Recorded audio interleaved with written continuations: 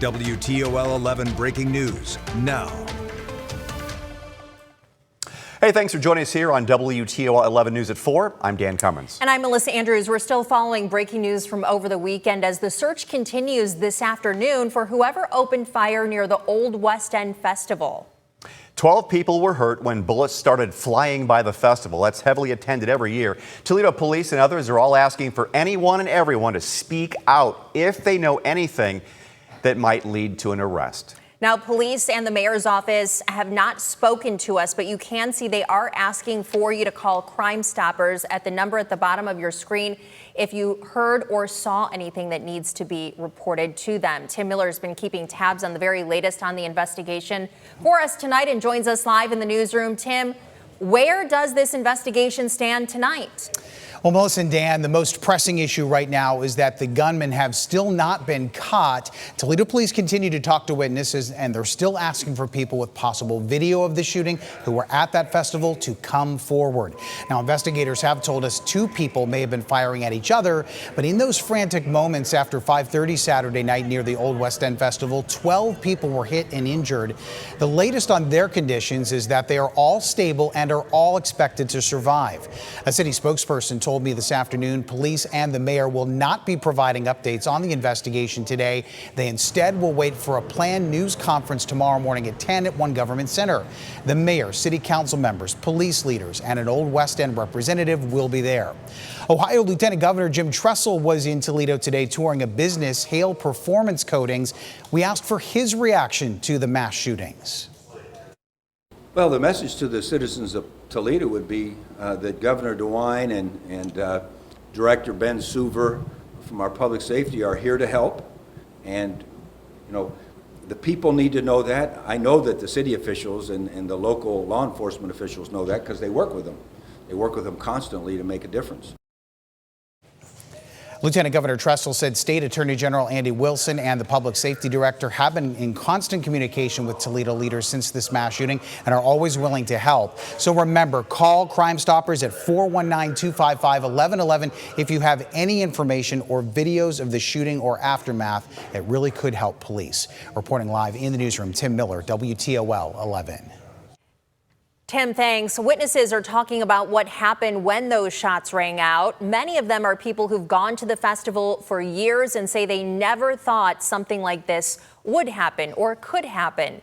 A shooting in broad daylight just never crossed their minds, but they banded together when the victims needed their help. The trauma that the kids especially and moms have to go through.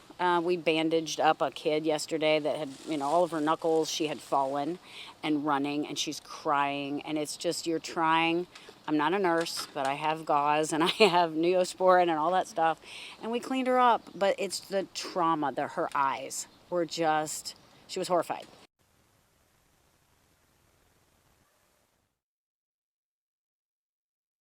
Court session to help with the aftermath of that shooting. Annalise Cornejo Garcia went to the session this afternoon and joins us now live. Annalise, you talked with someone who was shot?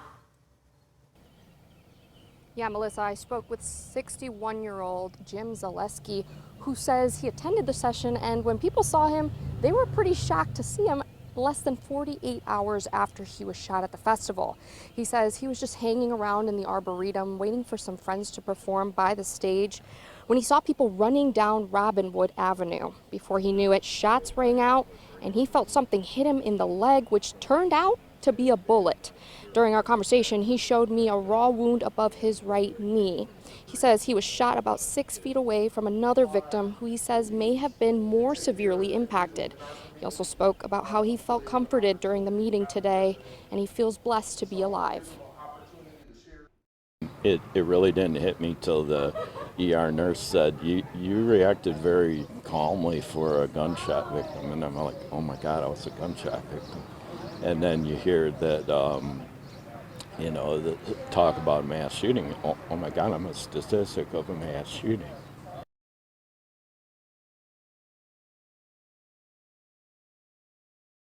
Jim says he also spent all of Sunday morning painting to cope with the emotional trauma he experienced. Coming up at 5, I spoke with a person who said he was 100 feet away from where the shots rang out and where he says his friend was shot. Reporting in the Old West End, Annalise Cornejo Garcia, WTOL 11. Annalise, thanks. Shootings like what happened over the weekend can leave us all on edge and worried about what could be going on in our neighborhoods. Earl Mack with the Buffalo Soldiers is here with us this afternoon. Earl, you always kind of come around when these things happen and help us try to understand what went wrong and what needs to be done. And I know we've talked to a couple of council members, and sometimes in these situations, it's hard to pinpoint exactly what happened, what went wrong. What are your thoughts? Well, what went wrong is that the respect. There's hardly much respect anymore, especially obviously by gunmen. Parenting, I think that has a lot to do with over the years. We've got less and less parenting. There's more and more kids that are kind of raising themselves. And so it's just a whole host of things that has gone wrong that brought us to this point. And I want to point out the shooting between two people is nothing new. The fact Correct. that this is making national news is really because 12 people were shot. Correct. But I just did a story last year about a young man, Cole Lipkowski, who was shot on Lincolnshire because of an Airbnb party and people shooting at each other. So this is not just what happened over the weekend. It's been going on. Correct. And I'm a strong believer in enforcement things where we have undercover officers. In the day, we used to have a lot of undercover officers that would work projects like this, and we were able to pluck those bad guys out of the neighborhood because they didn't know who we were. We don't have that anymore. And so every year it seems to get worse and worse, involving shootings, involving people being hurt, fights. Young kids are having fight parties now and all kinds of things. And again, my issue is, my question is, where is the parents? What happened to parenting? And the other thing with that, you need to let these police officers do their job. Well, I'm glad you brought that up, because we just had a couple of instances, just two incidents in the last couple of weeks where police officers did approach teens and were heavily criticized by council members and others for the way that they handled those situations.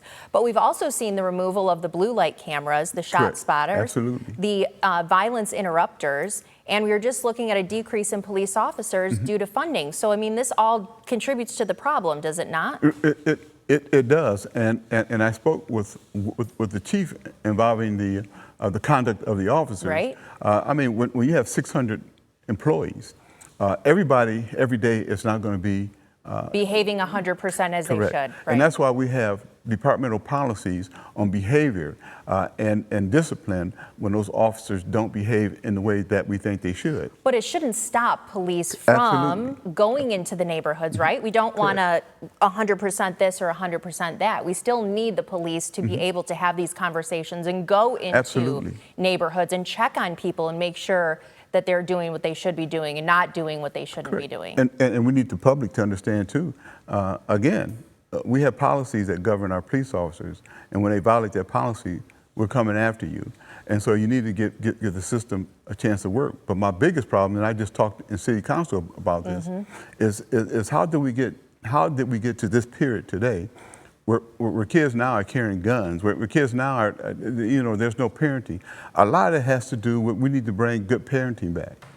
Right, and how do you do that? Well, I mean, that's a big problem to tackle. Making them responsible and accountable for their children's conduct. Before, I used to go to court years ago, and if we arrested a child for something, the parent would stand there with them, and the judge would look at them, and they would also have consequences. And so we need to get back to that, or we need to take these children out of the homes. And there's a lot on the line, Earl, because you also have, the fact that Toledo's name is being said the way it is around the country right now, the fact that people may no longer feel safe going out to something like this when they did before. So this is a problem that really touches many, many corners of our lives. Absolutely, absolutely. And how we handle this with the city and the community, with our police department, and coming together collaboratively to put together a plan to address this. I don't need someone to come from some other city or something to tell me how to operate in my city in violence interruption. We have the expertise here. We just need to come together as a community. Pastors, educators, everybody come together as a community. But again, the focus needs to be on parenting. It does, but you need all these prongs, all these areas to come together. I am curious to know, what was your reaction to some of those programs being eliminated, some for the sake of the budget? Right, and especially the cameras. You know, I'm a Homeland Security guy. I was once the Deputy Director of Ohio Homeland Security, and cameras kept us safe. Cameras, we don't have the officers anymore that can be on every corner. You know, we have these who walk the beat. Cameras replaces that. So if you don't have eyes in that community, you have to depend upon somebody to come forward to tell you what happened and who did it. We need cameras. Those cameras are very important to our safety. And people coming forward and telling what's happened is sometimes harder than you would think that it is. Absolutely. Earl Mack, Buffalo Soldiers, always doing wonderful, impactful work in our community. Appreciate you always being there for us to call to kind of help us deconstruct these situations. And don't let Dan retire, please. Oh, he's out of here. You guys can talk about that during the break. Be sure to stay with WTOL 11 on air and online for updates to this developing story. You can find extended stories and interviews right now, even from some of the victims there of Saturday's shooting on WTOL.com. Be sure to follow those latest updates. And we'll have an update as well from the city tomorrow. They will finally speak and answer our questions about this. That'll be streaming live on the WTOL 11 Plus app.